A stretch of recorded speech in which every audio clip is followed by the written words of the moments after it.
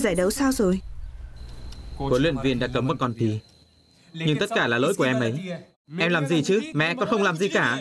Đúng, em có bao giờ làm gì? Em chỉ phàn nàn suốt thôi. Đồ thất bại. Trận đấu chưa kết thúc, em không thua vì em cố tình không cho trận đấu kết thúc. Thôi ngay. Đình chiến trên Cinema World.